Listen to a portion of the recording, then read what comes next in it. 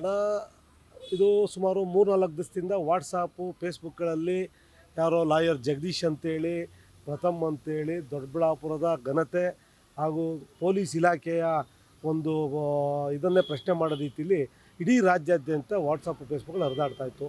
ನಾವು ನೋಡಿದ್ವಿ ಇಲಾಖೆಯಿಂದ ಕ್ರಮ ತೊಗೊಳ್ತಾರೆ ಅಂತೇಳಿ. ಯಾವುದೇ ರೀತಿಯ ಕ್ರಮ ತೊಗೊಂಡಿರೋ ದಿನ ಒಂದೊಂದು ಗ್ರೂಪ್ಗಳಲ್ಲಿ ಮೆಸೇಜ್ಗಳು ಇದೆಲ್ಲ ನೋಡಿದ್ವಿ. ದೊಡ್ಡಬಳ್ಳಾಪುರದ ಇತಿಹಾಸದಲ್ಲಿ ರೌಡಿಸಮ್ ಅಂತಕ್ಕಂಥ ಪದ ಇಡೀ ಜನಕ್ಕೆ ಎಲ್ಲೂ ಗೊತ್ತಿಲ್ಲ. ಯಾಕೆಂದ್ರೆ ದೊಡ್ಡಬಳ್ಳಾಪುರ ನಮ್ಮ ಎಲ್ಲೇ ಹೋಲಿಸ್ಕೊಂಡು ಇಡೀ ರಾಜ್ಯದಲ್ಲಿ ದೊಡ್ಡಬಳ್ಳಾಪುರ ಶಾಂತಿಯುತ ತಾಲೂಕು. ಇಲ್ಲಿ ಯಾವುದೇ ಕೋಮು ಗಲಭೆ ಆಗಿರ್ಬೋದು, ಜಾತಿ ಗಲಭೆಗಳಾಗ್ಬೋದು, ಇನ್ನೊಂದು ಮತ್ತೊಂದು ಆಗಿರ್ತಕ್ಕಂಥ ಉದಾಹರಣೆಗಳಿಲ್ಲ. ಕಾರಣ ಇಲ್ಲಿರ್ತಕ್ಕಂಥ ಪೊಲೀಸ್ ಅಧಿಕಾರಿ ಬಂದೋಗಿರ್ತಕ್ಕಂಥ ಪೊಲೀಸ್ ಅಧಿಕಾರಿಗಳು, ಬರ್ತಕ್ಕಂಥ ಪೊಲೀಸ್ ಅಧಿಕಾರಿಗಳು ಇಲ್ಲಿನ ಏನು ಮುಂದೆ ಬುನಾದಿ ಹಾಕ್ಕೊಟ್ಟಿದ್ದಾರೆ ಪೊಲೀಸ್ನವರು, ಅದೇ ಅಡಿಯಲ್ಲಿ ಇವತ್ತು ಇಲ್ಲಿನ ಜನಸಾಮಾನ್ಯರಾಗಿರ್ಬೋದು, ಸಂಘ ಸಂಸ್ಥೆಗಳಾಗಿರ್ಬೋದು, ಅದರಡಿಲೇ ಬರ್ತಿದ್ವಿ. ಊರು ಶಾಂತಿಯಾಗಿದೆ. ಇಲ್ಲಿ ಯಾವುದೋ ಒಂದು ಇದರಲ್ಲಿ ಯಾವುದೋ ಒಂದು ದೇವಸ್ಥಾನಕ್ಕೆ ಬಂದಿದ್ದಂತೆ ಆ ದೇವಸ್ಥಾನಕ್ಕೆ ಪ್ರಥಮು, ಆಮೇಲೆ ಇತ್ತೀಚೆಗೆ ತಾನೇ ಬೆಳೀತಾ ಇರ್ತಕ್ಕಂಥ ಹುಡುಗ ಅವನು ಬುಲೆಟ್ ಪ್ರಕಾಶ್ ಅವ್ರ ಮಗ ರಕ್ಷಕು, ಇವರೆಲ್ಲ ಗುಂಪು ಕಟ್ಕೊಂಡು ಬಂದಿದ್ರಂತೆ. ಡ್ರ್ಯಾಗನ್ ಇಕ್ಬಿಟ್ರಂತೆ, ಲಾಂಗ್ ಇಕ್ಬಿಟ್ರಂತೆ, ಮಚ್ಚಿಕ್ಬಿಟ್ರಂತೆ ಅಂತ. ನಾನು ಹೇಳ್ತೀನಿ, ಪೊಲೀಸ್ ಇಲಾಖೆಗೆ ಯಾವುದೇ ಒಂದು ಇದಾದ್ರೂ ದೇವಸ್ಥಾನ ಉದ್ಘಾಟನೆ ಆದರೆ ಪೊಲೀಸ್ ಅನುಮತಿ ತಗೊಬೇಕು, ಅಥವಾ ಒಂದು ಕಾರ್ಯಕ್ರಮಕ್ಕೆ ಒಬ್ಬ ಸೆಲೆಬ್ರಿಟಿನ ಕರೆಸ್ತಾರೆ ತೊಗೊಬೇಕು. ಅವರು ತೊಗೊಂಡಿದ್ರೆ ಎಲ್ಲೋ ತೋಟದ ಮನೆಗೆ ಇವರು ದೇವಸ್ಥಾನಕ್ಕೆ ಬಂದಿದ್ರು, ಯಾವುದಾದ್ರು ಒಂದು ಮಟನ್ ಊಟಕ್ಕೆ ಬರ್ತಾರೋ, ಇನ್ನೊಂದು ಅಲ್ಲೆಲ್ಲ ಕಡೆ ಪೊಲೀಸ್ ಕಾವಲಿರೋಕ್ಕಾಗುತ್ತಾ? ಆಮೇಲೆ ಜಗದೀಶ್ ಅಂತ ವಕೀಲರು ಹೇಳ್ತಾರೆ, ರಾಜ್ಯದ ಗೃಹ ಮಂತ್ರಿಗಳು ಏನಾಗಿದ್ದೀರಾ, ಇದು ಮುಖ್ಯಮಂತ್ರಿಗಳೇನಾಗಿದ್ದೀರಾ, ಸಾಮಾನ್ಯ ಜನಗಳ ಗತಿ ಏನು? ಅವರು ಪ್ರಥಮ ಒಬ್ಬರೇ ಅವ್ರಿಗೆ ಸೆಲೆಬ್ರಿಟಿ ಅನಿಸುತ್ತೆ. ನಾನು ಇವತ್ತೆಲ್ಲರಿಗೂ ಹೇಳಲಿಕ್ಕೆ ಪ್ರಶ್ನೆ ಮಾಡ್ತೀನಿ, ಇಷ್ಟಪಡ್ತೀನಿ. ದೊಡ್ಡಬಳ್ಳಾಪುರ ಡಾಕ್ಟರ್ ರಾಜ್ಕುಮಾರ್ ಬಂದಂಥ ಒಂದು ಜಾಗ. ಅವರು KCN ಗೌಡ್ರ ಮನೆಗೆ ಊಟಕ್ಕೆ ತಿಂಡಿಗೆ ಅಂತ ಬಂದಂಥದ್ದವರು.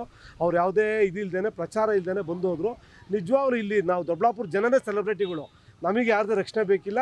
ಪೊಲೀಸ್ ಇಲಾಖೆ ನಾವು ಇರೋದ್ರಿಂದಲೇ ಇವತ್ತು ಇಷ್ಟು ಶಾಂತಿಯಾಗಿರೋಕ್ಕೆ ಕಾರಣ. ಸೆಲೆಬ್ರಿಟಿಗೆ ರಕ್ಷಣೆ ಕೊಟ್ಟಿಲ್ಲ ಅಂದರೆ ಜನಸಾಮಾನ್ಯರ ಗತಿ ಏನು ಅಂತ ಮಾನ್ಯ ಜಗದೀಶ್ ಅವರು ನೀವು ಪ್ರಶ್ನೆ ಮಾಡಿ ಪ್ರಥಮರ ಜೊತೆ ಮಾತಾಡ್ತಿಲ್ಲ, ಕರ್ಕೊಂಬಂದು ಕಂಪ್ಲೇಂಟ್ ಕೊಡಿಸಿ. 3-4 ದಿವಸ ಆಗಿದೆ.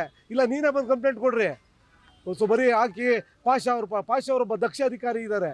ಅವ್ರು ಬಂದ ಮೇಲೆ ಇವತ್ತಿಷ್ಟು ಕಳ್ತನ ಹಿಡಿದಿದ್ದಾರೆ, ಎಷ್ಟು ಜನ ಡಕಾಯಿತಿ ಹಿಡಿದಿದ್ದಾರೆ, ಎಷ್ಟು ಜನ ಇಲ್ಲೆಲ್ಲ ನಂದಿ ಬೆಟ್ಟ ಹತ್ರ ಹೋಗಿ ಡಕಾಯಿತಿ ಮಾಡಿದ್ರು ಹಿಡಿದಿರೋನೆಲ್ಲ ಉದಾಹರಣೆಗಳು ಸಾಕಷ್ಟು. ಬೇರೆ ತಾಲೂಕುಗಳಲ್ಲಿ ಬೇರೆ ಕಡೆ ಎಲ್ಲ ತಿಂಗಳುಗಳ ವರ್ಷಗಳಾಗುತ್ತೆ. ಬಂದ ಅವ್ರು ಕೆಲವು ವರ್ಷಗಳಲ್ಲಿ ಯಾವುದೇ ಕಳ್ತನ ಆಗಿರ್ಬೋದು, ಕೊಲೆ ಮಾಡಿ ಸುಟ್ಟಾಕಿರ್ಬೋದು, ಎಲ್ಲ ಬೇಸ್ ಸಿಕ್ಕಿರ್ತಕ್ಕಂಥದ್ದು.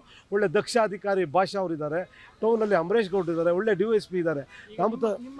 ನಮ್ಮ ಒತ್ತಾಯ ಇದು ಏನಿವತ್ತು ಆಗ್ತಾ ಇದೆ, ಬರೀ ಫೇಸ್ಬುಕ್ಕಲ್ಲಿ ದೊಡ್ಡಬಳ್ಳಾಪುರದ ಘನತೆ ಹಾಗೂ ರೌಡಿಸಮ್ ಅಂತಕ್ಕಂಥದ್ದು ನಮ್ಮೂರಲ್ಲಿ ಇಲ್ಲವೇ ಇಲ್ಲ.